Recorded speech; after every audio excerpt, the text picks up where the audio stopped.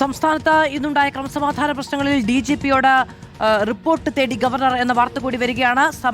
ഇവിടെ സംഭവിച്ച കാര്യങ്ങൾ ഗവർണറെ DGP ധരിപ്പിച്ചു എന്നുകൂടിയാണ് മനസ്സിലാക്കാൻ കഴിയുന്നത്. ഫോണിലായിരുന്നു ആശയവിനിമയം. നടന്ന സംഭവങ്ങൾ വിശദീകരിച്ചുവെന്ന് പോലീസ് ആസ്ഥാനം അറിയിക്കുന്നു. ഹരിമോഹൻ വിവരങ്ങളുമായി ചേരുകയാണ്.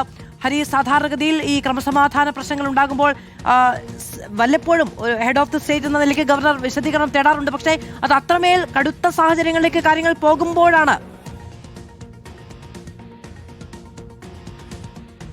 അത് തീർച്ചയായിട്ടും ചില സാഹചര്യങ്ങളിൽ അങ്ങനെ റിപ്പോർട്ട് തേടാറുണ്ട്. ഇക്കുറി അത് എല്ലാം കൈവിട്ടു പോയി എന്നുള്ളത് തന്നെയാണ് ഇക്കുറി അങ്ങനെ ഒരു വിവരങ്ങൾ തേടാൻ ഗവർണറെ പ്രേരിപ്പിച്ചെന്നുള്ളതാണ് നമുക്ക് മനസ്സിലാകുന്നത്. ഒപ്പം തന്നെ കേന്ദ്ര ആഭ്യന്തര മന്ത്രാലയവുമായി അദ്ദേഹം സംസാരിച്ചിട്ടുണ്ടോ എന്നുള്ളതിൽ കൂടി ഒരു വ്യക്തത വരേണ്ടതുണ്ട്. സംസ്ഥാനത്തിന്റെ തലവൻ എന്നുള്ള നിലയിൽ ഏതെങ്കിലും ഘട്ടത്തിൽ കേന്ദ്ര ആഭ്യന്തര മന്ത്രാലയം അദ്ദേഹവുമായി ഈ കാര്യങ്ങൾ സംസാരിച്ചിരിക്കാനുള്ള സാധ്യത തള്ളിക്കളയാൻ കഴിയില്ല എന്നുള്ളതാണ്. കാരണം ഈ കാര്യങ്ങളൊക്കെ തന്നെ കേന്ദ്രത്തിൽ നിരീക്ഷിക്കുന്നുണ്ട്. കാരണം കേന്ദ്ര ഏജൻസിയിലെ ഉദ്യോഗസ്ഥരാണ് ആക്രമിക്കപ്പെട്ടത്. അവർ ഇക്കാര്യങ്ങൾ അവിടെ കൃത്യമായി ധരിപ്പിച്ചിട്ടുണ്ട്. ED ഡയറക്ടറേറ്റിൽ അറിയിച്ചിട്ടുണ്ട്. അവർക്കെതിരെ വധശ്രമം അടക്കമുള്ള കാര്യങ്ങൾ ഉണ്ടായിട്ടുണ്ട്. ഈ ഒരു ED ഉദ്യോഗസ്ഥന് കൂടി പരിക്കേറ്റിട്ടുണ്ട്. തുടങ്ങിയ കാര്യങ്ങളെല്ലാം തന്നെ അവിടെ കൃത്യമായി അറിയിച്ചിട്ടുണ്ട് എന്നുള്ളതാണ് മനസ്സിലാക്കാൻ സാധിക്കുന്നത്. ചിലപ്പോൾ ഒരുപക്ഷെ ആ ഘട്ടത്തിലാവാം ഗവർണർ ഇത്തരത്തിൽ വിവരങ്ങൾ തേടിയിട്ടുള്ളത്. എന്തായാലും സംസ്ഥാന പോലീസ് മേധാവി ഈ നടന്നിട്ടുള്ള കാര്യങ്ങളുടെ എല്ലാം തന്നെ വിശദാംശങ്ങൾ ഗവർണറോട് ഫോണിൽ അറിയിച്ചിട്ടുണ്ട് എന്നുള്ളത് തന്നെയാണ് ഇപ്പോൾ പോലീസ് ആസ്ഥാനം വിശദീകരിക്കുന്നത്. ആവശ്യമെങ്കിൽ ഒരു റിപ്പോർട്ടായി തന്നെ നൽകാം എന്നുള്ള കൂടി സംസ്ഥാന പോലീസ് മേധാവി അറിയിച്ചിട്ടുണ്ട്.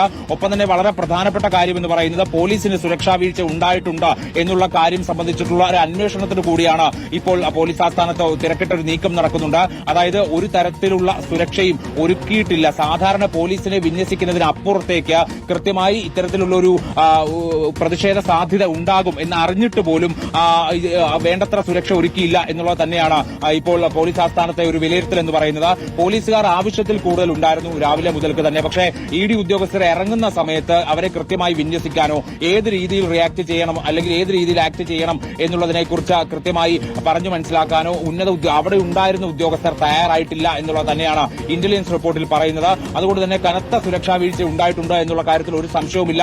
അതിൽ വകുപ്പ് തല അന്വേഷണം ഉണ്ടാകും, നടപടി ഉണ്ടാകും എന്നുള്ള കാര്യത്തിൽ സംശയവുമില്ല. മാത്രമല്ല ഇതിൽ മറ്റെന്തെങ്കിലും തരത്തിലുള്ള ഇടപെടലുകൾ നടന്നിട്ടുണ്ടോ എന്നുള്ളത് കൂടി ഉന്നത ഉദ്യോഗസ്ഥർ അന്വേഷിക്കുന്നുണ്ട്. പ്രത്യേകിച്ച് അവിടെ സ്ഥലത്തുണ്ടായിരുന്ന പ്രതിഷേധത്തിന് നേതൃത്വം നൽകിയതെല്ലാം തന്നെ മുതിർന്ന നേതാക്കളാണ്. മുൻ മന്ത്രിയുണ്ട്, മുൻ MLA-മാരുണ്ട്, MP-മാരുണ്ട്. അപ്പോൾ അത്തരത്തിൽ വലിയ നേതാക്കൾ പങ്കെടുത്ത ഒരു പ്രതിഷേധമായതുകൊണ്ട് തന്നെ ഇത്തരത്തിൽ എന്തെങ്കിലും തരത്തിലുള്ള ഇടപെടലുകൾ പോലീസിൽ ഉണ്ടായിട്ടുണ്ടോ എന്നുള്ളതാണ് വ്യക്തമായിട്ട് ഇനിയിപ്പോൾ അന്വേഷിക്കേണ്ടത്. മാത്രമല്ല അവിടെ സുരക്ഷ ഒരുക്കിയ പോലീസുകാരെ കുറിച്ചും വിശദമായ അന്വേഷണം നടക്കുന്നുണ്ട്. മാധു, ഹരിമോഹനാണ് വിവരങ്ങൾ നൽകിയത്.